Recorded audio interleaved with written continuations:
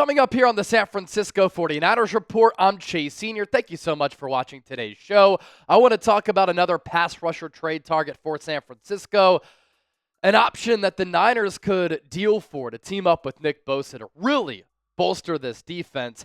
Deebo Samuel wore an Eagles jersey yesterday, and the entire fan base is crumbling.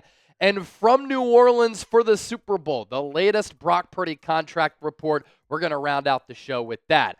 We begin with Trey Hendrickson. Could the Niners trade for the Bengals defensive end who last year and over the last couple of years has solidified himself as one of the top pass rushers in the game? He's looking for a new contract, and he could be a trade option outside of Myles Garrett for San Francisco. He's going into the final year of a 4-year, $60 million contract that he had signed with Cincinnati after he had bolted the New Orleans Saints. Him and the Bengals have been in a stare down, kind of dating back to last year. There were some trade conversations around his name. Cincinnati, historically a pretty cheap organization. They did not give him a contract extension last year when he was seeking one. And you think about the outlook for the Bengals, right? They have Joe Burrow, and he's one of the top quarterbacks in the game. But a big reason why he's been able to have a lot of success, T. Higgins and Jamar Chase. But here's the deal. Jamar Chase and Justin Jefferson, the two top wideouts in the NFL. Jefferson is making $34, $35 million per year. Jamar Chase is going to get a fat bag. He's going into the final year of his deal coming up in 2025. He did not get that contract going into last year when he was seeking one. T. Higgins, on the other hand, one of the top number 2 wideouts in the game, is a free agent.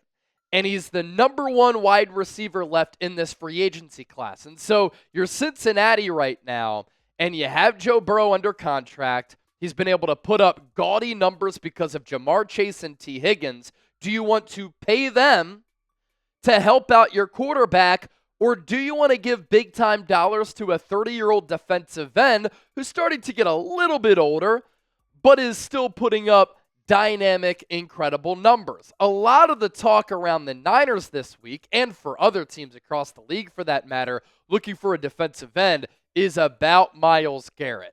Trey Hendrickson doesn't have the name value of Garrett. I don't think he's quite the player that Garrett is. But he's still a great defensive end, and if you're San Francisco, he would be a lot more affordable contract-wise and trade-wise if the Niners were looking to bolster that position group. Here's what Hendrickson said on the Pat McAfee show. I was actually watching the Pat McAfee show live as he said this from Super Bowl Radio Row in New Orleans. You're probably seeing this backdrop on the show, asking yourself, Chase, where is he? What are you doing? I'm coming to you from the Airbnb. But the other day, Hendrickson said this on the McAfee show. If it's something that we can agree on in terms, that would be great for a new contract. Ideally, my wife and I would love to stay in Cincinnati. If it's something that helps the Bengals win the Super Bowl, if they get picks or anything like that via a trade, I want to help win a Super Bowl for Cincinnati, whether I'm there or not. And look at what Hendrickson has done over the last couple of years. Ended up being a huge splash signing for Cincinnati after he left the Saints, and honestly, he's probably overplayed what he's been paid. 17.5 sacks the last 2 years. No other player in the NFL has more sacks in 2023 and 2024 combined than Trey Hendrickson here. 36 and 25 quarterback hits during those 2 seasons as well. Pretty good against the run, as evidenced by those TFL numbers. Well over double digits in 2023 and in 2024. 16 and 19 respectively. And in the previous 2 years before that, 8 sacks in 2022, 14 sacks in 2021. Not really that twitchy edge rusher who has a bunch of explosiveness and bend, but he wins with physicality, really great pass rushing moves, relentless pursuit. He really is just a dog. Overall Pro Football Focus grade in 2024 of 88.1. That was 8th among 211 defensive ends. A pass rush grade of 90.4. That was 5th. His 17.5 sacks, number 1 in the NFL over Myles Garrett, who had 14. 83 pressures, also number 1, and 49 hurries. That was tallied 4th. And then you flip the page and you look at how Myles Garrett fared in 2024. If you can get Hendrickson for a cheaper price tag and lesser in a trade, I almost think it's kind of a no-brainer. Now, Garrett, obviously, as I mentioned, the better player here, and the numbers in 2024, terrific. And I think a part of the reason why, obviously, he's going to go for a bigger price tag than Hendrickson, again, via the trade and the new contract that he's seeking, he's gotten it done longer, more consistently. He's had more pedigree, and over the long haul, more production. But my goodness, those numbers in 2024. Second in overall PFF grade, second in pass rush grade, second in hurries, first in pressures, second in sacks. Garrett is 29, slightly younger than Hendrickson, who is 30. So if you trade for either of these players, you're bringing in a player late 20s, early 30s. So the pressing question of today's show is this.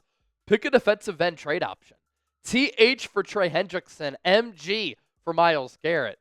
Who would you rather go after?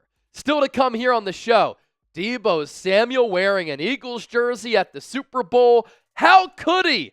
And we're going to give you the latest on the Brock Purdy contract report. A lot of conversations happening here in New Orleans as far as how much Purdy is going to get paid, what he could be looking for. Before we dive into those latter two stories, our sponsor for today's Niners Report, our friends at PrizePicks. Isn't it crazy how there is one football game left?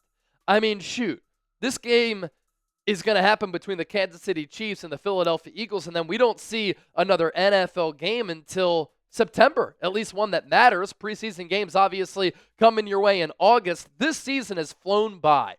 But the point here, don't miss out on the big game action with our friends at PrizePicks, the best daily fantasy sports app in the game. More than 10 million active members, billions of dollars in awarded winnings. It's daily fantasy sports made easy. All you have to do is pick 2 or more players. You choose more or less on the projected stats, and you can win up to 1,000 times your money.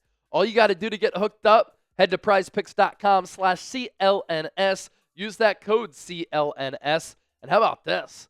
Get $50 when you play 5. You don't even need to win to receive that $50 bonus. It's guaranteed. Another reason why I love PrizePicks as the best daily fantasy sports app, the specials. For instance, the big game free pick, the Patrick Mahomes projection discount, more than a half passing yard. That's all. Normally he checks in at like 250 and a half passing yards, and you have to go more or less on that. More than a half passing yard. He's going to be able to pick that up against the Eagles. The other selection that we like as far as our lineup goes, how about Saquon Barkley finding the end zone? He's been Superman for Philadelphia this year. More than a half rushing and receiving touchdown. Get $50 when you play $5. Head to prizepicks.com/CLNS. I'll put that link down below in the show notes, and it's dangling underneath the pinned comment of today's 49ers Report. All right, a lot of the conversation among Niner fans yesterday carrying over into this Thursday, February 6th.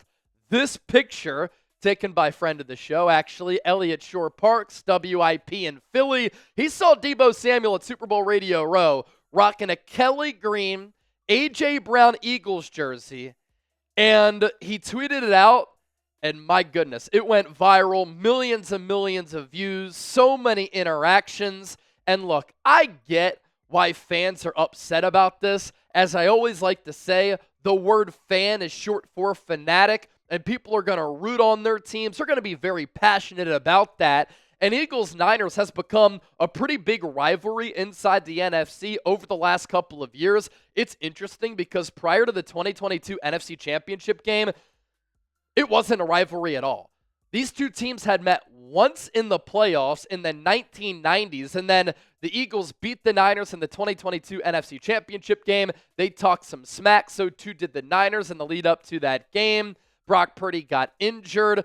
Eagles fans celebrated a Super Bowl appearance back in Super Bowl 57, and then in 2023, a season ago, the Niners got their revenge. They went into Philadelphia at Lincoln Financial Field and kicked the Eagles' asses. And really, that marked the downfall of the 2023 Eagles. They had lost 6 of their final 7 games. Nick Sirianni was on the hot seat. People wanted Jalen Hurts shipped out of town. They got dump trucked in the first round of the NFL playoffs. And it's just clear when you see these two teams play, physicality, jawing back and forth, the two fan bases clashing on social media and at the respective stadiums.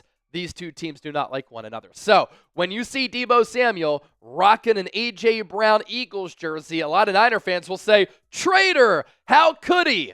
But some context here. Deebo did say recently, look, you want me to give you my Super Bowl prediction? He said this on a podcast. I've lost to the Kansas City Chiefs twice. The Eagles are a rival, but A.J. Brown is his boy. They're best friends. And so I think what Deebo Samuel is doing here, rocking that Eagles jersey, he's not asking for a trade. He's not trying to ruffle feathers. He's not trying to annoy the fan base, a fan base that's rooted him on and has seen him become a very special player in this league. I think Deebo Samuel is simply supporting one of his good friends. Here's the deal, though. Two things. Could he have better awareness? No doubt about it. You have to know that when you're going to Super Bowl Radio Row, I've been there all week. Chip's been there all week. Chat Sports crew, we've been heavy with our presence. It is a who's who of current players, former players, celebrities. You see all types of people there, so many cameras, so many microphones, and all eyes shift to the newest celebrity that's walking around. Deebo Samuel had to have known, if I'm going to wear an Eagles jersey, somebody's going to see me if I'm going on a show, if I'm present. He's a hard dude to miss. In the NFL, he's a pretty marketable figure, which is sometimes hard to do because it's not like you're in the NBA playing in a tank top and shorts. You're playing in shoulder pads with a helmet on, but he's a marketable dude.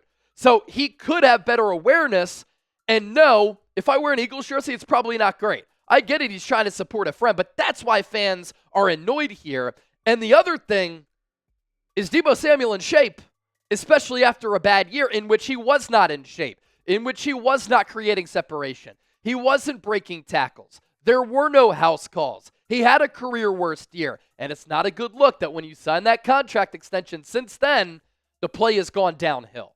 And that belly could be the angle. It could be the angle. But he was looking a little bit chubby. And if he's that out of shape, freshly removed from a 6-11 season in which his performance was lackluster, and that's being nice, it's just not a good look on top of the lack of awareness. So what are your feelings on Deebo wearing that Eagles jersey? Share them with me down in the comment section. I've seen a lot of vitriol on social media. I'm not asking you to do that. You don't have to get nasty. Just share your opinions with me down in the comment section, and shoot, if you want to get nasty, it's the internet. It's a wild, wild west out here. Latest Brock Purdy contract buzz. So with me being at Radio Row, you hear a lot of things. You talk to a lot of people. Coming up here on the show, we spoke with Jake Laser, Peter Schrager about the Brock Purdy contract. That'll be on a future episode of the San Francisco 49ers Report. I've also seen Diana Rossini all around Radio Row as well. And she said this on Wednesday. Yeah, I think $55 to $60 million is going to be the number that they wind up sitting at with Purdy. I think the agent is going to try to get more, but they'll wind up settling in that area.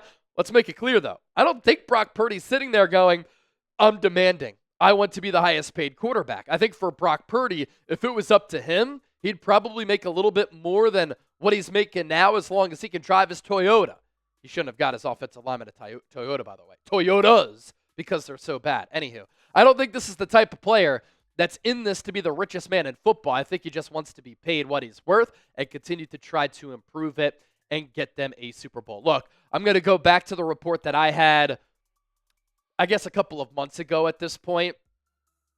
Brock Purdy's not a high-maintenance dude. Brock Purdy has, though, been arguably the best bargain contract in the NFL since he was taken Mr. Irrelevant in 2022. Shoot, he's made less than $1 million in base salary every year that he's been in the NFL. This upcoming season in 2025, he's going to make just north of $1 million. And so I don't think he's going to demand, I need 60. If I don't get it, I'm holding out. But he's going to want to make up for what he has not made so far in his career, as he should. He's put up great numbers. He's won a lot of games. He's been one of the top quarterbacks in the National Football League. He has to set himself up for future financial success. And what I heard from Purdy's camp, he's not going to take a hometown discount.